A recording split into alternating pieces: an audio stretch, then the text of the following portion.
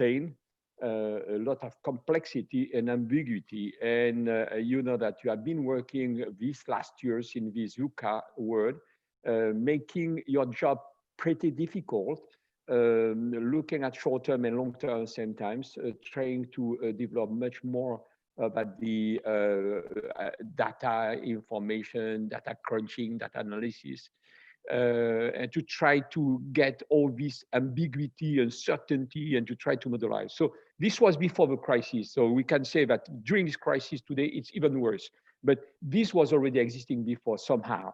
What we said also before the crisis, your role somehow was also to try to find some suppliers, and you had three different behaviors. You could look at supplier very nearby, you could go a bit further on, and you could go very far in the ocean. Basically, you were looking for some suppliers, first-tier suppliers, pretty strong, or you could go already to try to meet the second and third tier supplier for them to bring you directly the information and innovation. And we even see some companies looking for using the innovation platforms and working with third parties and university to develop the innovation. So this was a trend. And the last research we made on innovation was showing that you get a big evolution in terms of, for instance, innovation, changing the type of suppliers. So we used to work with 80% of the suppliers were existing suppliers used to bring us innovation. And this was getting to jump to 70%. What's quite interesting in this research we made is the innovation today or yesterday was brought by 20% of startups. It was getting to jump to 65. And the second tier and third tier supplier was getting to jump from 37 to 56. And NGO and university was jumping from 16 to 46. What does it mean here? We were working in a very well-known world, working with our own big first-tier suppliers to bring innovation. And the trend was to go towards suppliers we don't know. The suppliers of second and third-tier suppliers, the startups, and the third parties such as university. And as a matter of fact, very few companies knew how to buy with a startup, knew how to buy to a research centers, or knew how to buy to a third-tier supplier. So what I just want to show here with these two slides is before the crisis, we were deeply in this VUCA world, not only because of our environment, but also because of the changing process we were getting on. Mainly because of this VUCA, we had to change our way of doing, maintaining and developing a strong relation with the suppliers to develop this innovation and this strong relation to be considered as a preferred supplier. So this was, let's say, before the crisis. What COVID has been changing, and this is the object of this presentation, and basically, we made different roundtables in April and May, virtual roundtable. We got quite 40 CPOs from large organizations. Among them, a lot of them were winners of the Peter Krajcik Awards. But the idea there was to try to understand a bit better how they have been facing the crisis. Crisis arrived, what they have to do during the crisis and after the crisis. So basically, it was kind of three steps: restoring continuity, recovering performance, and regaining advantage. So basically, this three question was brought to these CPOs, and the question was basically how you have been facing the crisis, how you have been capable to restore continuity. The world did not stop. It stopped in a way, but at the same time, you were obliged to maintain the continuity of activities. So what have been your key immediate actions when the crisis arrived? The second step is, yeah, okay, we did that. We have been maintaining this continuity, but so what? How are we going to recover performance? So what are the next action to recover performance? Meaning, what should we do for maintaining or for starting again production, to start again the support in marketing and so on and so forth? So after restoring continuity, permit people to live in the company, to work from outside, from home and so on and so forth. This is what I've been doing as a support. Now, the step further, the business has to go on, as the show has to go on. So basically, we had to support the business to recover. So it was recovering performance. And now, we are in this phase, except China, perhaps we're already in the third phase, but all of us we are in the second phase. And after the second phase is to say, hey, how can we take advantage of this crisis to regain advantage?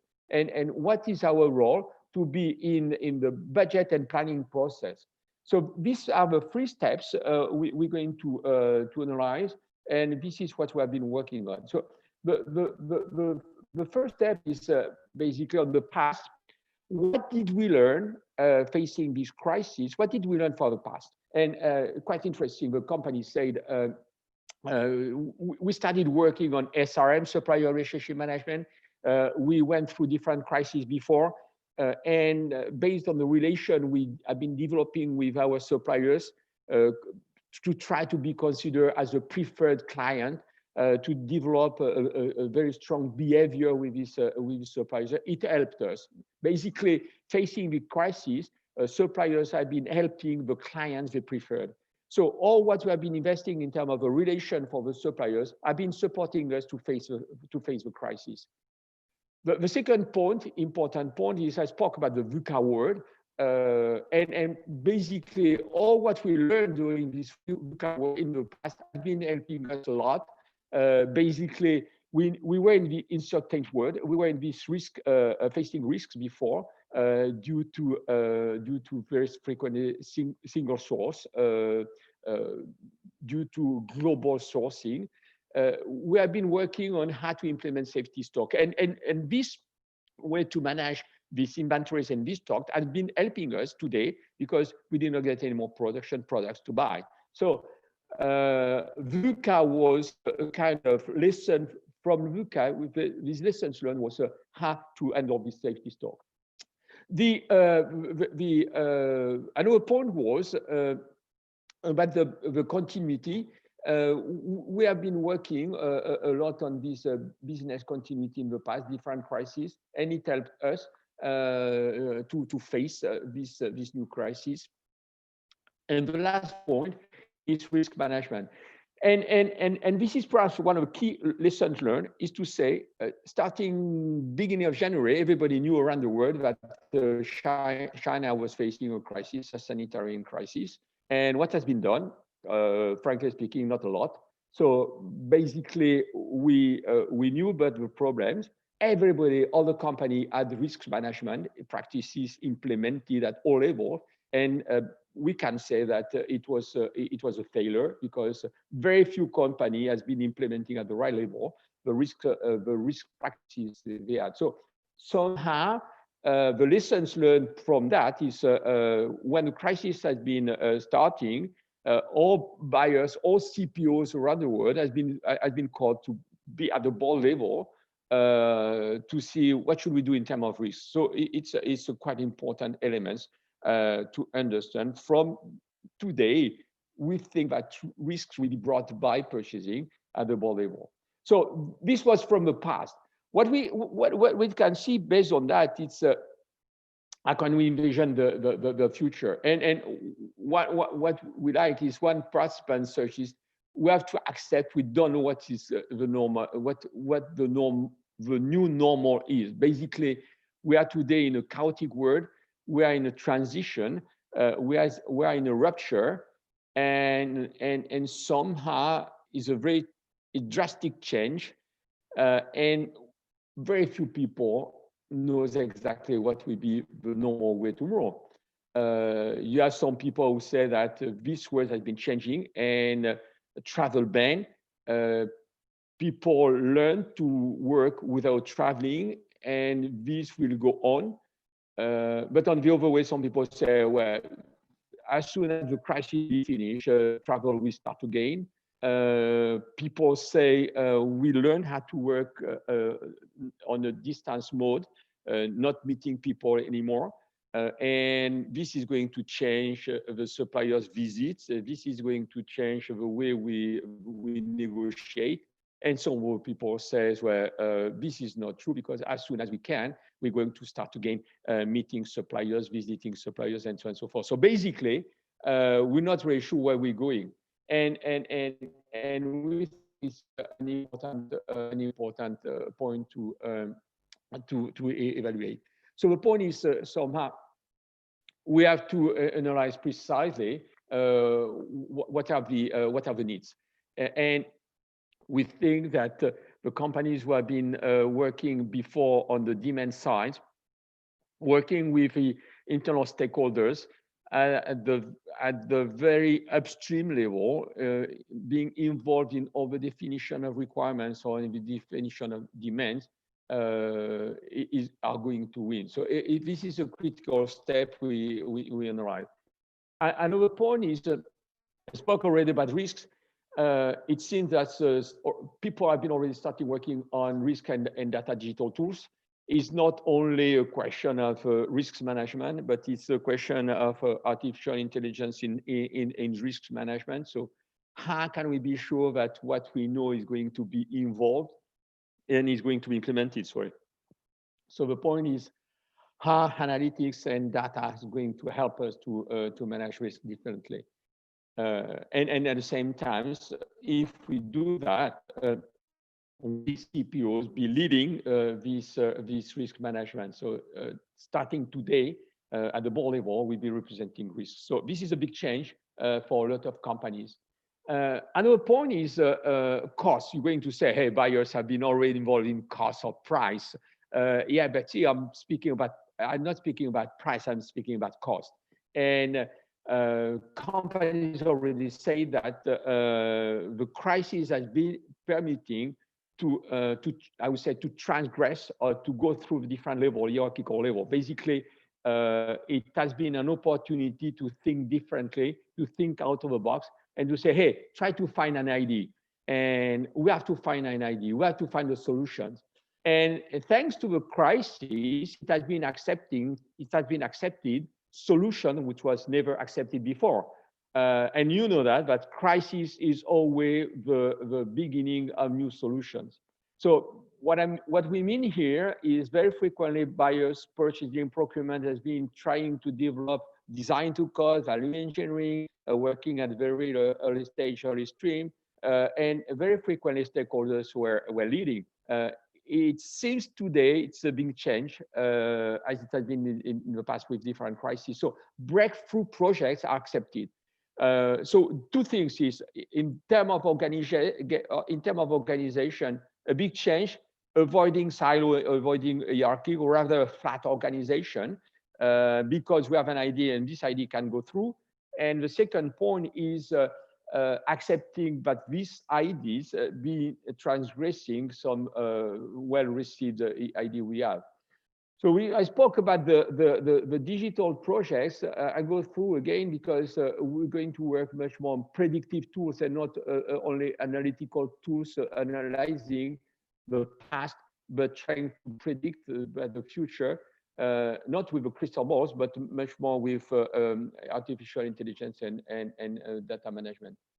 And the last point is, and we think it's very important, in the crisis, purchasing procurement has been on the front line. So basically, when it's difficult, stakeholders don't go and buy. They go when it's easy. So basically, when you don't find suppliers, when it's difficult, when it's tough, when you have very few products on the market, it's time for buyer to be on the front line. So based on that, today the purchasing procurement are recovering some good image in the company and power in the organization. So this is about, and what I was explaining on the digital aspect is just to say, hey, we used to work on this ray on efficiency and process automation. So this was this first curve. Or what we have been working in data analytics in ISIT was to try to implement efficiency and process automation. And the idea today is going much more on strategic adaptation and strategic augmentation. So basically, we move this curve from process to here, demand management powered by machine learning, for instance, risk management we call 4.0, and predictive costing tools. So purchasing be leading this transformation in terms of tools.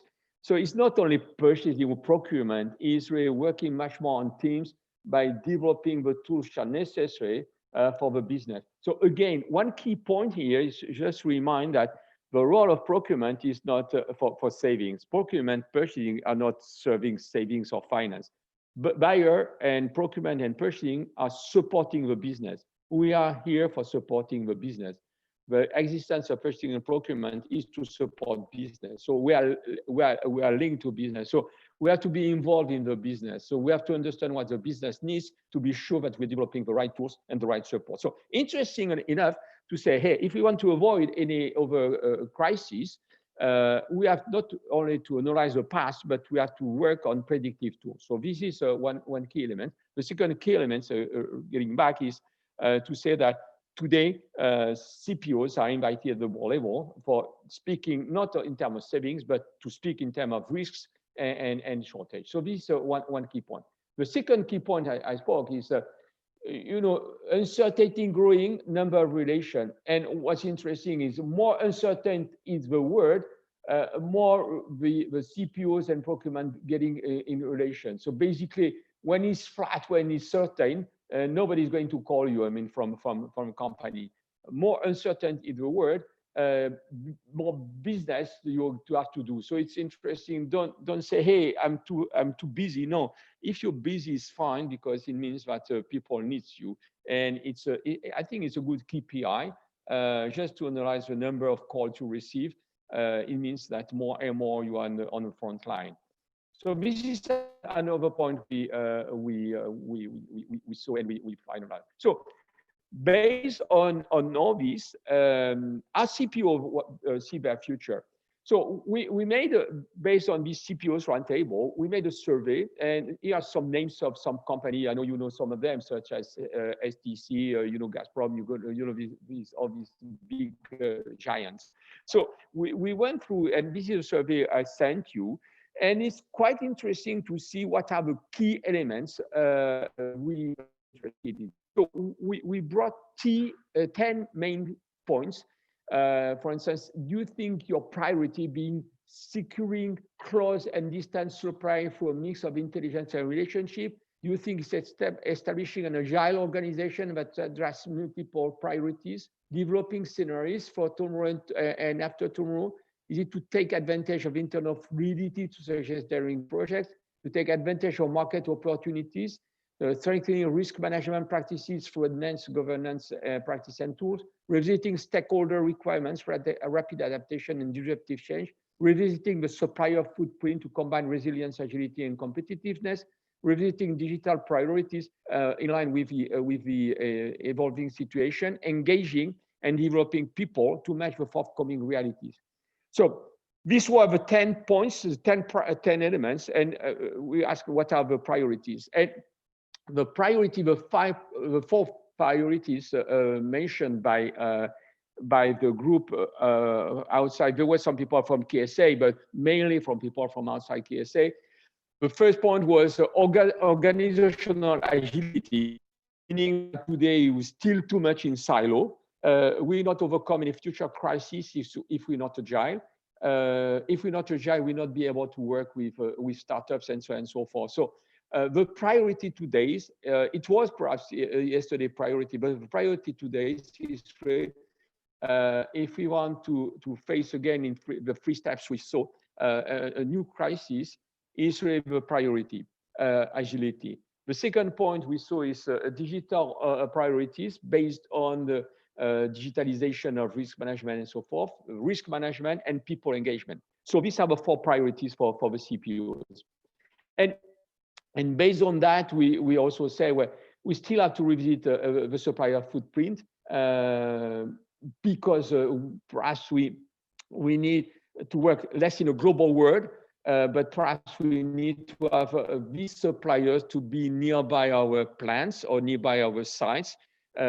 Somehow we have to re-insource, and it's a quite interesting challenge to say, hey, we we have been outsourcing a lot of what we knew how to do to Eastern countries, to China, to India, to all these Far East. Today, we saw that this global crisis has been stressful for our production. So perhaps it's revisiting this footprint, developing new scenario. We did not work enough with scenario, the case of if we don't have any product, what should we do? Revisiting digital priorities and revisiting with stakeholder requirements to be sure that we one step further advance in terms of priorities to work with. So these are the priorities. So somehow a change compared to what we are working, because before the crisis in the VUCA world, we were mainly speaking about improving the relation with suppliers to be sure we be flexible. So it's not only that today. What we saw when we look at that, we brought the same question to KSA, and we had some good information. And I'm just getting to directly to the next one. It's the priorities are not exactly the same. The priority for KSA, this KSA here, KSA is people engagement, digital priorities, risk management, and advantage of market opportunities. Why, let's say for Europe, is organizational agility, digital priorities, risk management, and people engagement. So agility, which is one of the key priorities for European companies, are not among the fourth one in KSA, while people engagement, which is the first one, is not the first one. And in KSA, you have advantage of market opportunity. So it's interesting to see but the priorities are not exactly the same. We see three of them are common: digital priorities, risk management, and people engagement. People engagement, it seems that for KSA is one key element for the future. So reinforced competence to face potential new crises. While agility is not necessarily there, perhaps because the organization are not as big as in Europe, perhaps, or because in the culture, in the KSA culture, you have more agility, helping you to discuss more easily with the different stakeholders. So it's interesting, one point we want to go further on. So the in terms of competence, I just want to link this future with the competencies. In terms of competence, we say for long times, we still need this expertise in terms of technical expertise. During this VUCA pre-crisis, we say, well, we have to insist a bit more on other behavior. We still need to know how to negotiate, to make a contract, and so on and so forth. But now, much more to develop a relation, to have a marketing mindset, being entrepreneur leader, to work, being agile, to get the trust and humility, and so on and so forth. And what we have to add is somehow we must have now much more this competence of design thinking. The buyer has to be involved in the supply chain, which was not necessarily the case before, and to get much more digital thinking mindset. When we are working on risk management and all these elements, we have to know a bit more about this mindset in digital. So in conclusion, very quickly, we were in this VUCA world about the volatility, uncertainty, complexity, and ambiguity. We understood that we were moving through this restoring, recovering, regaining through at the same time handling critical internal issues. We being citizen, being sure that everybody got the masks and so on and so forth. Then the recovering is to look close and long time, meaning that we have to find right now the products for today, at the same time we have to plan for tomorrow. We have to reorganize the team, and at the same time, we have to think about the future, addressing risks and opportunity. It's really to see, we have to reorganize our production, we have to reorganize our global footprint, supplies global footprint, but we have also, based on that, to think differently in terms of cost, to redesign the products and so on and so forth. So short-term and long-term view. So just to conclude again, we still have this motto, values for value. If we don't have values, we'll not be contributing to create value. And it is still true, and perhaps even more true than before. The values we should have with the suppliers are the potential driver for the value we'll be creating with the suppliers. So, and we have to really think about. So, thanks very much. Do not hesitate to contact me if you have any question later on, and take care, be safe, and as you say, shukran. That's all for me. Amal? Yes, thank you so much, Bernard. I guess I'm on time. Yes, you're on time. Let me see if we have, no. If there's any questions, you can share it with me.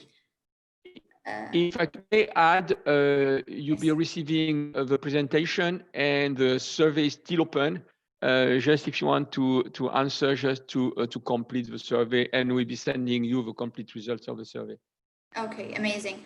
Thank you so much, Bernard. There's no denying that the world has probably changed forever, and we would certainly need to learn from this crisis to avoid being in the same situation again. I would like now to welcome Ms. Laura Cesar. She's the founder of Supply Chain Insights. The topic of her presentation is going to be about COVID-19 recovery, building better. Laura is the founder and research and is the founder of the research and advisory firm Supply Chain Insights. The company is helping supply chain leaders pave new directions in the next generation supply chain, thinking to help companies make the digital pivot. As a prolific writer, Laura is the author of the enterprise software blog Supply Chain Shaman.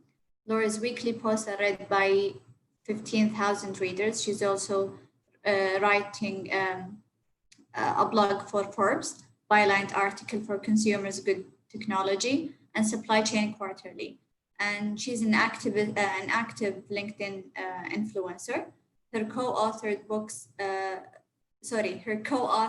book, Bricks Matter, published in December 2012, and her book Supply Chain Metrics That Matter was published in December 2014. Laura has also written a series of self-published books based on the compilation of blog posts for the period between 2014 until 2019. The series is titled The Shaman's Journal. Hello, Laura, and thank you so much for joining us today.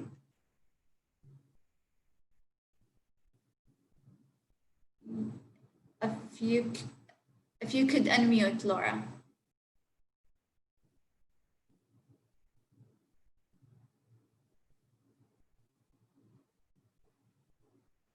Sorry, you're still muted. Let me check.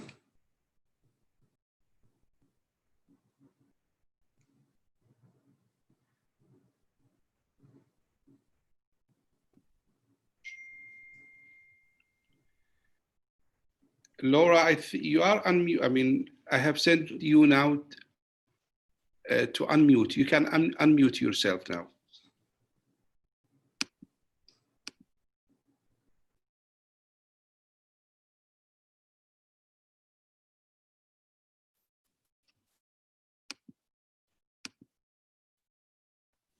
Laura, you are mute. Laura.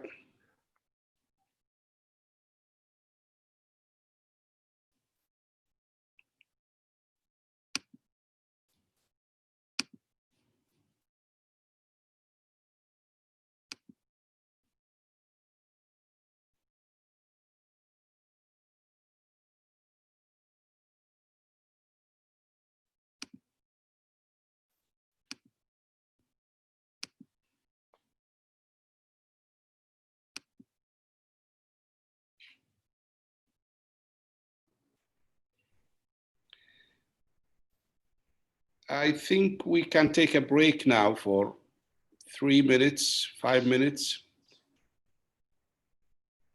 Okay. I'm here. I'm sorry. Okay, she's there. Yeah. Okay. I'm sorry. Can you see my slides? Yes. Okay, I'm so sorry. Well, we certainly live in a supply chain risk management case study. You know, supply chain was defined in 1982 as source, make, and deliver together, and we have never experienced a pandemic. And one of the issues of this pandemic is that we will not have a new normal until we have a vaccine or a series of medical treatments. So all of what we've learned in risk management has to be rethought. And as we think about what does this mean for us, it is very important for us to learn from the past, to unlearn, to rethink supply chain management. So I want today to talk about what does that mean. As we think about the evolution of supply chain management, we will have a phenomena that I call the hammer and the dance.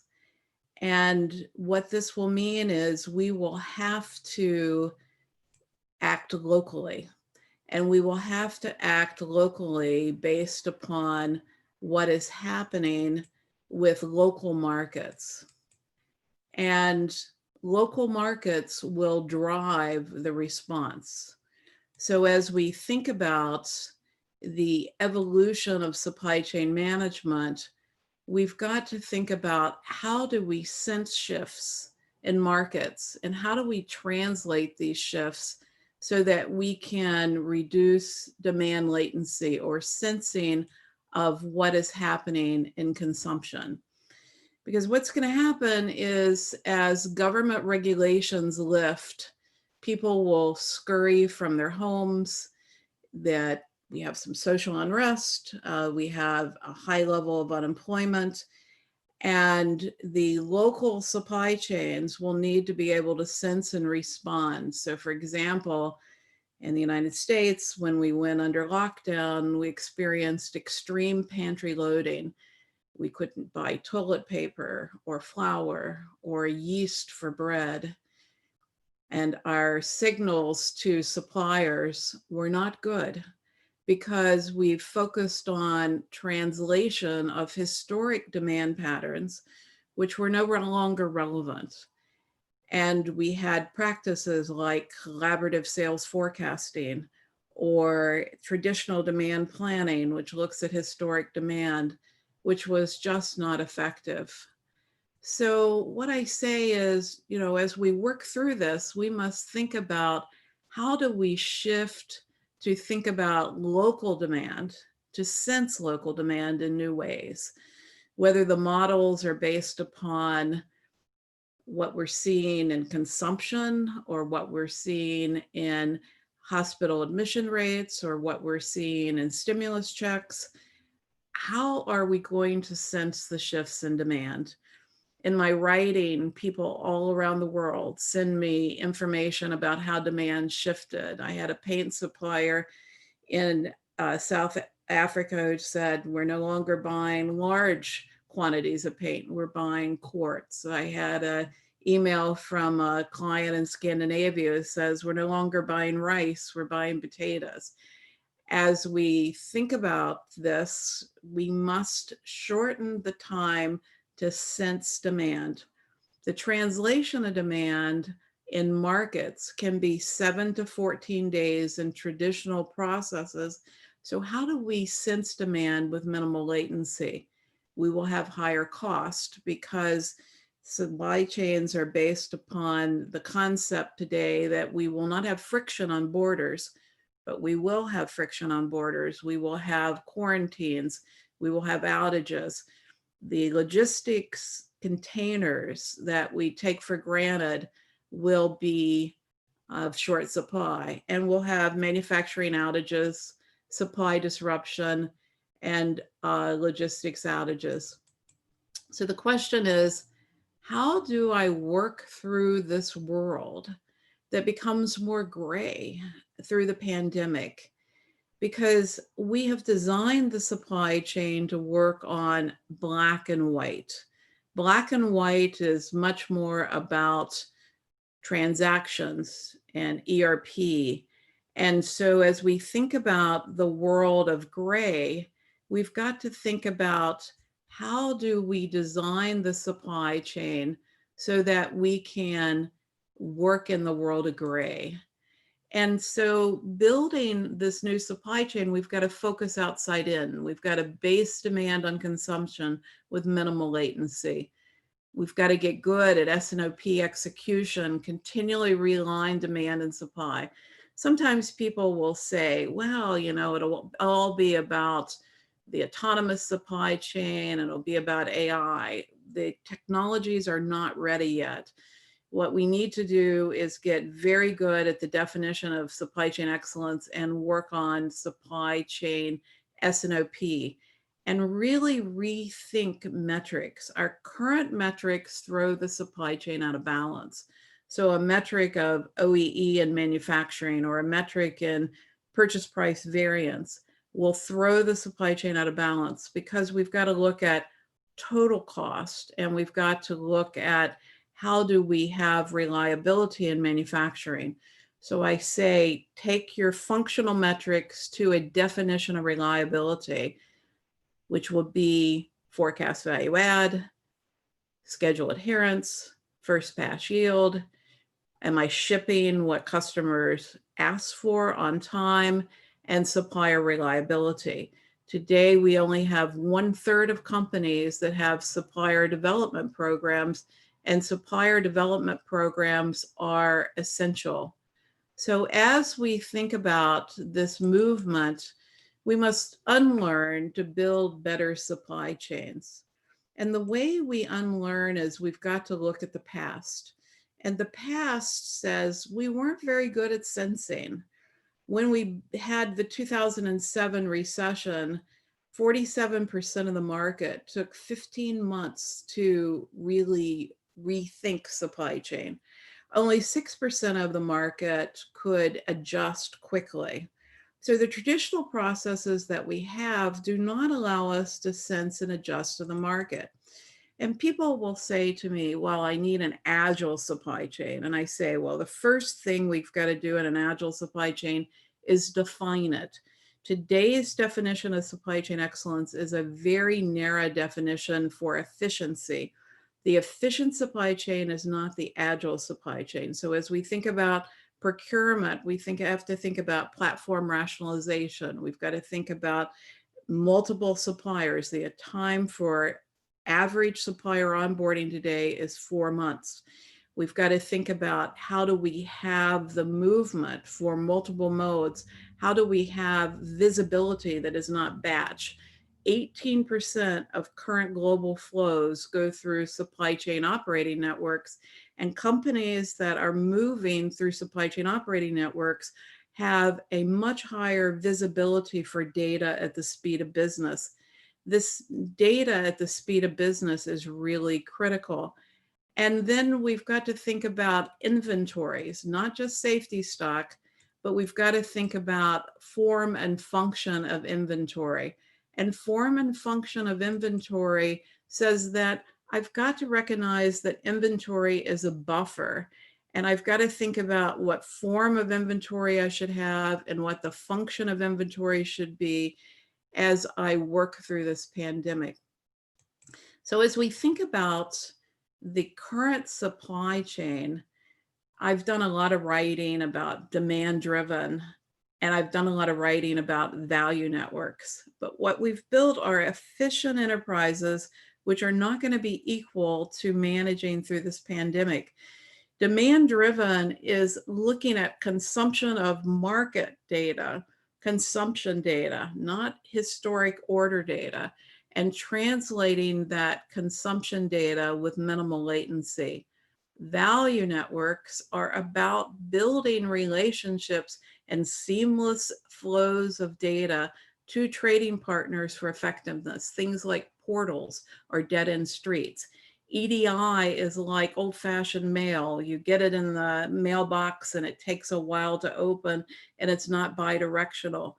So building consumption logic, building value networks, and really shunning some of the concepts of the efficient supply chain.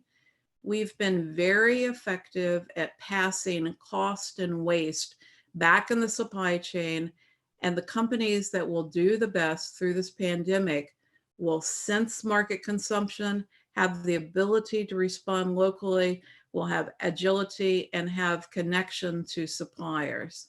So if we think about this pandemic and we think about what can we learn, we were on the back foot. This is the risk map from the 2020 Global Economic Forum. We thought the likelihood of a pandemic was very low. This was a study of 600 business leaders. We were not prepared. And when we talk about traditional risk management, we do not have the practices today to be able to look at how we sense locally, translate, and drive a new response. So let me just give you some research. When we look at the current organization's capabilities, people do not have a good handle on how to do process thinking, to focus on systematic and process-based thinking from the outside in, from the market back. We're very functional. We've defined very efficient functional processes that cause the organization to not be able to align. We focused on the concepts of integration, and integration is really giving us the opposite of agility. It's giving us a brittle supply chain. Instead, we need to think about synchronization, harmonization, and interoperability, and the adoption of the ISO 8000 standards, and looking at how do we put the customer first to be able to drive this thinking. So when I talk about the pandemic, and I talk about how do we learn from the past to unlearn to build better, I say, let's start by redeploying demand planning, not the traditional demand planning tools that you might have, SAP APO or Oracle or even Blue Yonder. The traditional systems are only magnifying demand error because historic orders are not representative of the current environment. Instead, use new forms of analytics, open source analytics. Think about using unstructured data. Think about weather data. Think about admission rates. Think about economic stimulus checks. Build local models based upon what's happening in the local environment. Build a planning master data repository. What does that mean? Well, cycle times, lead times, those are variable, and we do not have good systems right now to know how they're changing. So use open source analytics to build a planning master data management system so you know how these are changing, and look at machine learning to improve sensing off of lead times. How long does it take to cross a border? How long does it take for us to unload containers? Those are variable. Focus equally on S&OP planning and execution. Most people will focus on S&OP planning, but they will lack the ability for execution. And stop collaborative sales forecasting and the deployment of conventional APS and ERP and RFPs and transportation. I hope this helps, because I say to people, form an operational team to deal with the day-to-day and a recovery team to design better, and reimagine the capabilities, build strong supplier development teams, and sense market shifts to eradicate black holes. I think we have to fundamentally redesign the supply chain for success. And we're going to be dealing with this for a long time. We will not have a new normal. We will go through wave after wave after wave after wave of disruption. And to learn to unlearn is really going to be an important skill as people think about traditional supply chains are not best practices, and what got us here is not the answer for the pandemic, and innovation will make what we have today, most of it legacy. I know we've had some technology issues, so I apologize for that. I hope this helps.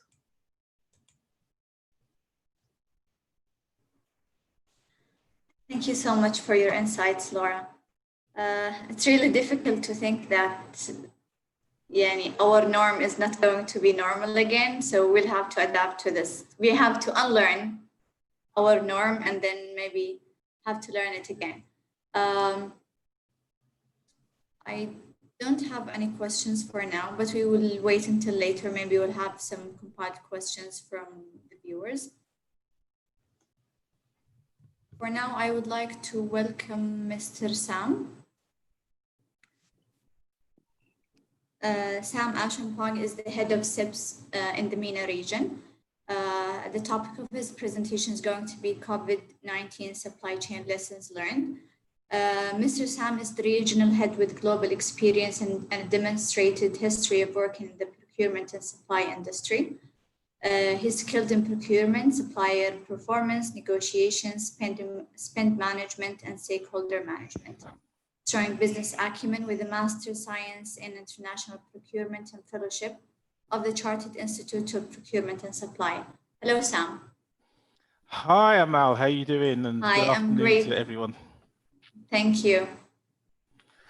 Good, good. Well, that was a test to see if you could hear me, and I think you all can, so that's fantastic. Yes. So we're all good. Welcome to everyone. Thank you all for joining us. Thanks to the organizers for inviting us to participate in this forum. It's always a pleasure to participate with you, and thanks to the audience for coming along, and also, last but not least, I guess, to some fantastic speakers who preceded me. So thanks for your insights as well. The topic of my presentation, I think, as Amal said, is talking about, I guess, overall some lessons learnt. COVID-19, what a situation we're in, and really what we're going to talk about is what went wrong from a procurement and supply chain perspective in terms of how prepared we were. Were we prepared? That's what we're going to find out. So my name is Sam Achampong. I'm the Regional Director for SIPS, the Chartered Institute of Procurement and Supply. For those who aren't aware of who SIPS are, there's a brief outline. We are established quite a while ago, but we're the largest institute representing procurement and supply in the world. We do a number of things from the education side to the advisory side. And as we're doing today, one of the things we do is to do a lot of thought leadership as well. We do operate across the world. We have operations in over 150 countries, and we have 7 specific regional offices around the world that support our operations there. And interestingly, some of our strategic partnerships we have around the world include some of these, including the most recent one, which is our partnership with the Bill and Melinda Gates Foundation to work on the procurement and supply chains of medical equipment across Africa. So that's the latest collaboration we've recently got involved in. These are some of the clients we work with globally, and you can see that they are a representation of organizations, not just around the world, but organizations in the MENA region and also the Kingdom of Saudi Arabia. So that's who we are, for those who aren't aware of who SIPS are. I'm aware some of you are, but essentially, as far as COVID-19, where are we? Let's look at that in a quick nutshell. Now, when the pandemic started, and you know, we debate about when it started, but it doesn't matter. It started at the beginning of the year, let's just say that. And by March, we were already we were 3 months into the pandemic. So that's what we're doing. So these news headlines come from March. So that was when we were 3 months into the crisis and when the crisis was really starting to escalate. And some of them are interesting because I'm looking at these with a historic lens. 9 in 10 supply chains hit by the coronavirus. That was on the 16th of March. That seems like a long time ago now.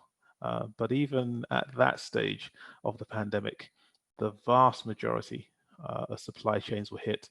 And I think no one would disagree that that number probably now says that there is not a supply chain that has not been affected. Global economic growth revisions were already starting to happen in March, and they have done. The cost to China alone was in the 100 billion. So clearly we're 3 months further than that, and nothing has dissipated. So that number will be far higher. We had some technical questions in headlines, and one that was prevalent, which always made me chuckle a little bit. I don't know if it made you laugh, was coronavirus, is it a force majeure? So that's a recurrent question that people keep asking, and we'll talk about that a little bit as well as we go along. Do we need a supply chain rethink? The percentage of firms that were affected also feature as well. So those are some of the headlines that have been prevalent in talking about procurement and supply during a global pandemic, and in particular in relation to COVID-19. So let's look at some of those. What were people saying? Now, at the time, we're talking about March. Already, looking at research that we had done, there was a 44% increase in firms declaring force majeure. And that was before, I would say, the coronavirus or the global pandemic had really started affecting industry in a way in which you could affect contracts. So already by then, you had a number of organizations using a legal instrument to get recourse, and you had a number of organizations canceling supply contracts. You had payment terms being shortened, or in some cases taken away altogether, and you had a lot of protectionist policies put in place and a lot of price hikes. In terms of industries, there was a varied impact on industries, as we all know. If you look at the automotive and the aviation industry, yes, what we're talking about there is a huge constriction in demand. And then when you look at the retail and the healthcare industry, it's slightly different. So retail and healthcare, bit of a double-edged sword. In retail, yes, there's a constriction in demand, or there was, because people are unable to go to retail stores in person, but it did show the resilience of the online retail industry, and they were still able to take advantage of a revenue stream. With healthcare being the one sector that is probably the least affected, you could argue, by the pandemic, but by the same token, frontline healthcare requires workers, requires people, and when all said and done, the pandemic affects people. So the healthcare industry is not immune at all. And then you talk about technology and innovation. Now, the theme of procurement and supply conferences right now is all about the effects of COVID-19. But what happened before that? I'll tell you what happened before that. The theme of all conferences was all around blockchain. That's what it was. So it was all around Industry 4.0 and blockchain. So it's interesting to assess how successful and how implementable are some of those Industry 4.0 technologies that we spoke about. So additive manufacturing or 3D printing, has that proved to be an ally to procurement and supply in this crisis? The answer is yes and no. It's mixed. If you look at something like blockchain, it's already not an end-to-end solution for all applications. So you won't find that providing a silver bullet to some of the solutions required in a global pandemic. However, if you look at 3D printing, additive manufacturing, there are already some very powerful use cases in the manufacturing of PPE. And in the case of China, in the manufacturing of actual houses for people who have been affected by COVID-19, we're talking about thousands of houses have been constructed, two-bedroom apartments in the space of an hour a time using 3D printing technology. So it really has brought to the fore the ability of technology to become useful rather than a nice to have. And obviously the obvious uses of technology are virtual meeting platforms such as Zoom that we're all undeniably reliant on at the moment. So they've really come to the fore, and they've become absolute use cases rather than nice to haves, alongside things like click and pay and cashless payment platforms as well. So that's really what it looks like in that area. But overall, what's the macroeconomic impact? More so in this region than other regions, I suppose, to a certain extent. It's a multifaceted effect, a triple-edged sword, if you want to use other analogies, because you've got a shutdown in consumer demand and you've got a reduction in the exact revenue that fuels the economy. So that's what's happened here. But essentially, when we're talking about the lessons learned, which is what this talk really is about, is What I'm saying is, what is the effect, therefore, on best practice? So procurement and supply has always had some established best practice or conventions or advice that have always been given or always been taught, or always been advocated to people. And what we need to look at now is, do we need to fundamentally change what best practice is or was as a result of the lessons learnt from this pandemic, this situation, and this crisis? That's really what we need to look at now. So a few things here. I mean, I've said single sourcing. So, you know, a lot of people have said, okay, right, as it's proved, we've single sourced, we've used single sourcing in the past. We've based all our operations, our supply chain in China, for example, in one part of the world. And so really we need to look in the future to mitigate against that kind of single point of entry or putting all our eggs in one basket. So that's what we're going to do. We're going to look at de-risking our operations in China. So does that mean that the advice around single sourcing changes? And clearly, I'm afraid on that particular point, the answer is no, because single sourcing is never really advocated as best practice in any case. So for those sorts of areas, if you look at them holistically, you'll say, well, actually, what you need to do is implement what was the accepted practice in the first place, because it doesn't matter whether it's China, it doesn't matter whether it's Italy. The idea is that you're mitigating the risk in your supply chain, you're mitigating the risk in how you do procurement, and never putting all your eggs in one basket in any case. So single sourcing was never best practice in the first place. Supply relationship management, is it important to have a strategic relationship with your key suppliers? Always has been. If you haven't been doing that, then it's a bit too late now. People talk about other tags such as category management. Do we need to rethink the whole thought of categorizing your requirements? Again, maybe not. Do we need to look at risk management again? Yes, we probably do. But risk management was always the pinnacle of everything you do in procurement and supply in any case. So really, as far as best practice is concerned, it's just a reminder that risk management is very, very important.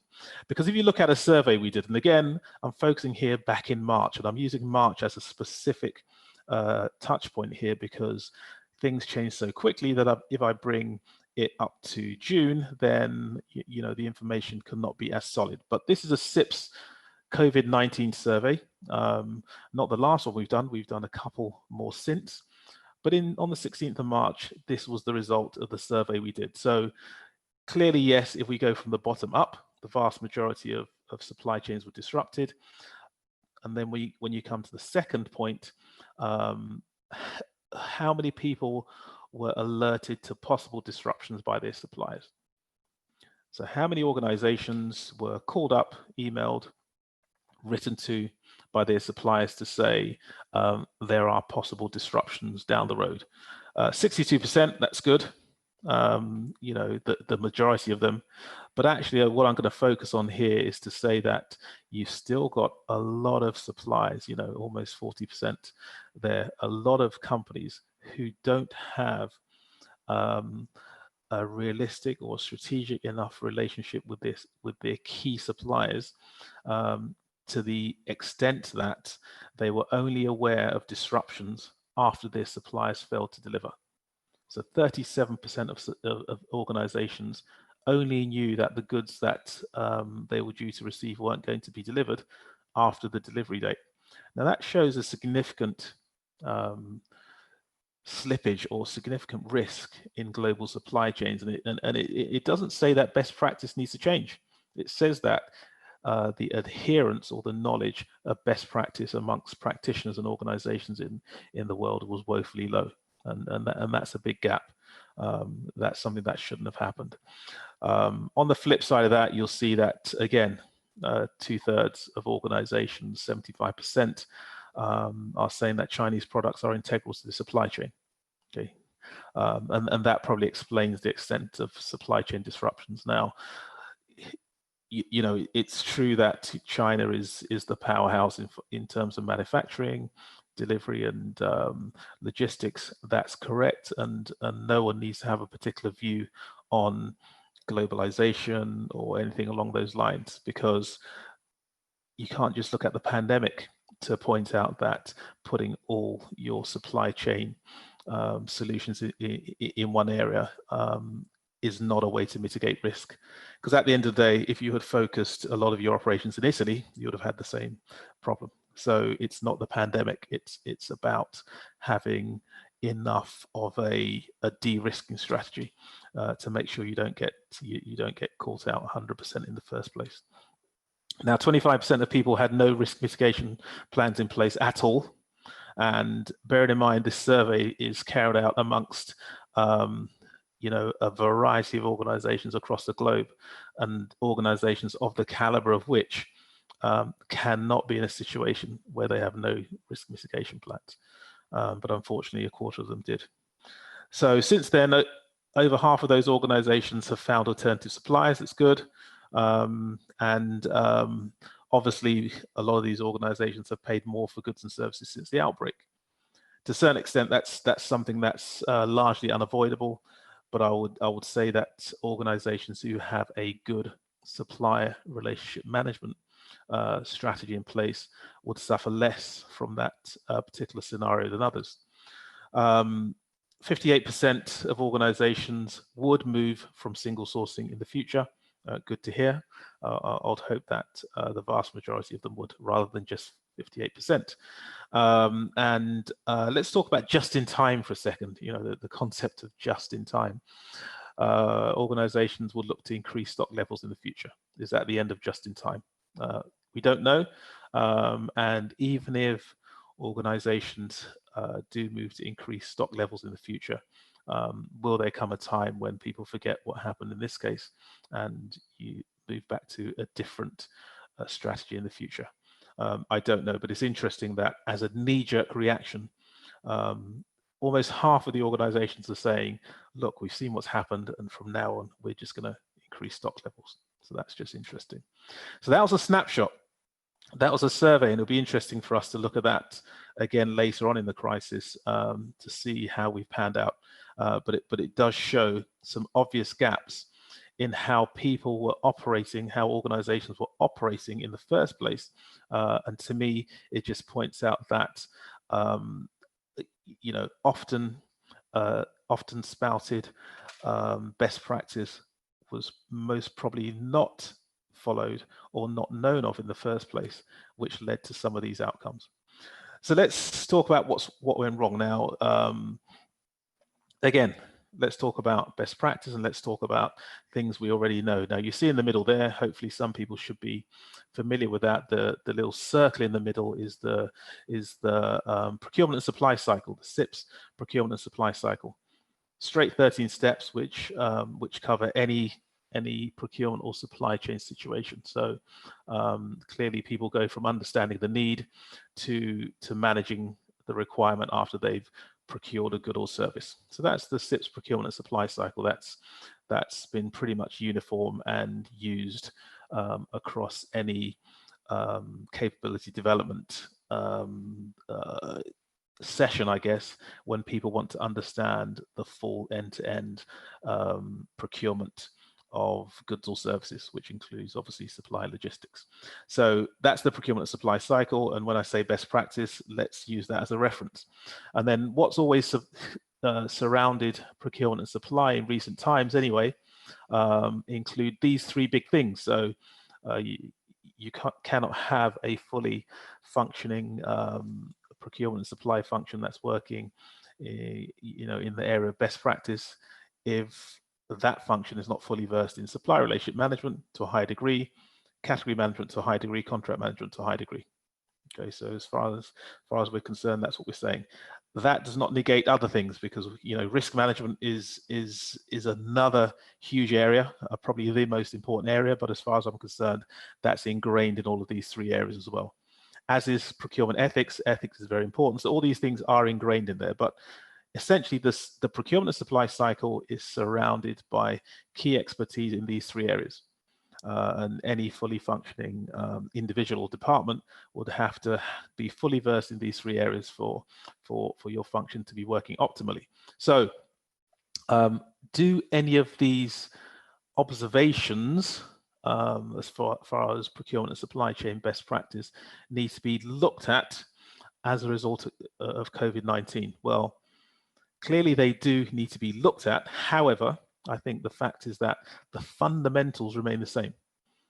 It's the fundamentals of how you procure goods or services. The fundamentals are the same. The key difference here is that how you apply, or not how you apply best practice, or the fact that the fact that you have to apply best practice is the key. So you're not going to get outcomes if you're not applying the accepted best practice. And the third bullet point, I guess, is that we all realize now that if there is going to be a difference in how we do things, is that where we've always said technology is the future, technology, or we've spoken about technology in procurement and supply, or technological applications, well, really, let's not look too far in the future. Technology is now, and technology is integral to how we do things. It's not a nice to have. It's not a new thing. It works hand in hand with every other profession and function, including, or even more importantly, in procurement and supply. And we found that more and more as we moved along. So if there is a key difference in how we're implementing what we do, is that we need to utilize or utilize more the aspect of technology. So strategic relationships with key suppliers is fundamental. If you didn't have strategic relationships with key suppliers before COVID-19, then you will struggle, and that's probably why you have struggled. For organizations who have adversarial relationships with suppliers prior to COVID-19, you may well even prosper during COVID-19. I've seen some interesting conversations around, as I said, our friend force majeure, where organizations have ripped up contracts or renegotiated fees. That's fine. You probably will mitigate your financial risk during the crisis. But what you got to remember is that the crisis won't last forever, and those suppliers will still be there. And that's why supplier relationship management is key. It's a strategic, long-term way in which you deal with your suppliers. It's not a short-term solution. Category strategies or category management. Why is that important? Is because if you have comprehensive category management, it includes having a view on what your alternative sources of supply are in the first place. So business continuity plans should not come as something you've not planned for, something you've not trained for. So at least you would have a mitigation in the event of a crisis, no matter how big. Now, the current crisis is a global crisis. So you're not shifting supply from one place to another. It is a global crisis. However, you still do need to be able to mitigate your risk by spreading it. And finally, contract management. Why is contract management really important in the application of procurement and supply? Well, because of the simple question that was asked at the beginning of this seminar when I mentioned people talking about force majeure, and is force majeure relevant? Well, if an individual is saying, is COVID-19 force majeure? And if they're saying that in relation to a contract they already have in place, then there already is an issue. There's an issue with that conversation in itself, because what is force majeure? What is force majeure in the context of the contract between me and my supplier of cleaning services? Well, force majeure is exactly what I had in that contract in the first place. Force majeure is not a definition in the English dictionary. It's a definition in law, and it can get more complex than that, because it's a definition in law depending on which legal jurisdiction you're in. So if I'm a procurement manager and I don't know whether this particular scenario is force majeure in relation to a particular contract, it means that I've been deficient in putting that contract together in the first place and in managing the contract going forward. So these three core skills that sit around the procurement and supply cycle, supply relationship management, category management, and contract management, are things that are areas rather that an individual or an organization, certainly within the procurement or supply chain function, should be fully conversant with to be able to function to the very, very best of the ability. So in summary, I think that we've been hit with a very unfortunate situation here in the world with a global pandemic that has had an unprecedented effect to the extent that no one could have foreseen. But I think a lot of that could have been mitigated by people having in place accepted best practices in the first place, and the effect on organizations would have been mitigated to a certain extent. So as a final piece, there are some practical steps. Obviously, you know, as far as we're concerned with SIPs, there is the knowledge section of our website, which people can go straight towards and have a look and have access to specific COVID-19 data. And the data would pretty much cover a lot of the areas that we're speaking about, you know, prioritizing high-risk suppliers, looking at additional costs, factors you need to look at, but there is a specific guidance document for procurement and supply chain managers that provides practical advice for you, specifically in line with the current pandemic, to be read in alignment with the existing best practice. Thanks very much for your time. It's very, very useful. And of course, if you do have any questions, please do feel free to ask me them and I'll be happy to answer. Thanks very much. Thank you, Sam.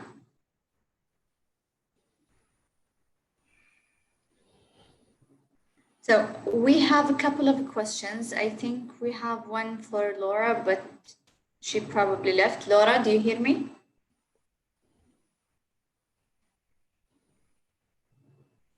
No. Okay. So we have a question to all speakers. Do you think that the pandemic will impact the globalization and rethink again of localization? Well, let's start with you, Sam. Yes. In my mind, absolutely, yes. I think, and I'll stick to the theme of what I said before in terms of the fact that when you look at accepted or, in inverted commas, best practice, localization has always been highly advocated alongside other practices such as sustainability. It is, you know, of best practice to build local capabilities and to build local supply chains, because that goes hand in hand with risk management anyway. So it's never been an advocacy of large scale, I guess, procurement and supply to have all of your supply on a global basis. To offshore and to outsource everything you do has never been a full advocacy, because at the end of the day, when you're talking about procurement and supply, you're looking to obtain goods and services for the lowest total cost of ownership. And you need to make that calculation as to what your lowest total cost of ownership is.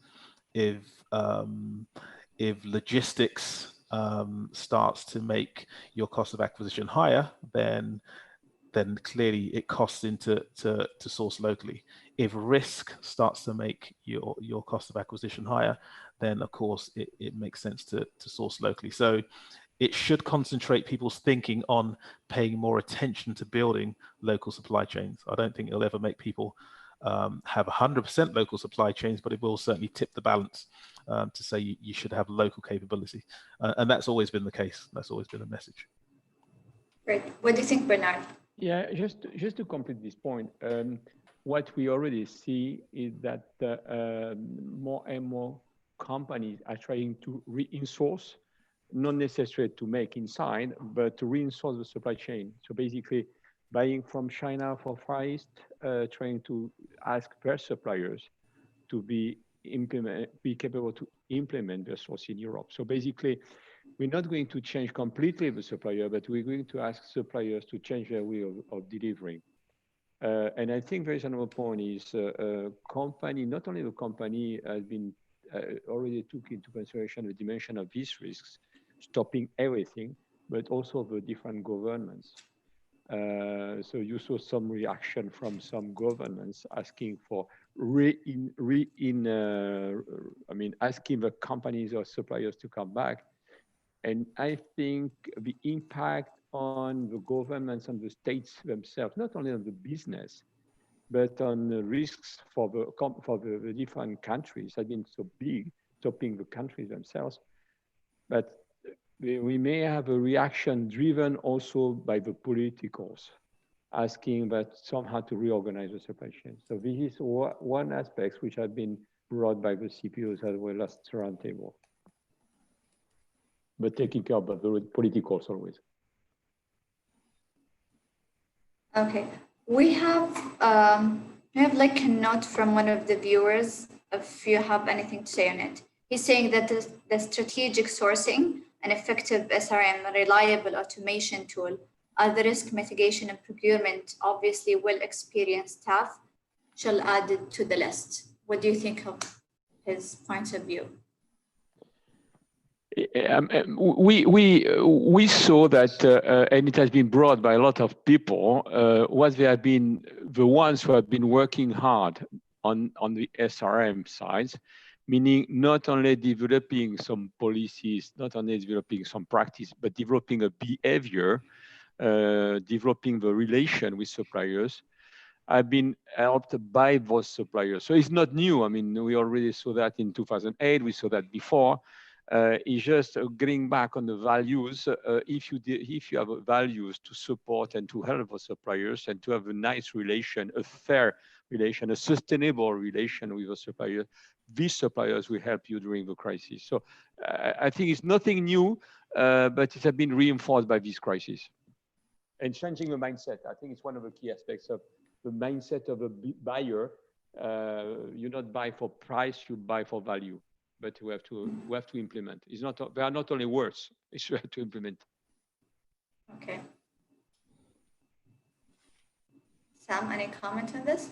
You know what, I was going to say that Bernard covered it in totality. It's a reevaluation, isn't it? So it's a reevaluation rather than a change in mindset. Okay. I'll ask the question that was directed to Laura. Maybe you can have something to share on it. So the question is, what will be the transformation methodology and supply planning going forward, taking in consideration the alignment between sales and supply chain in the organization? You go, Sam? I jump.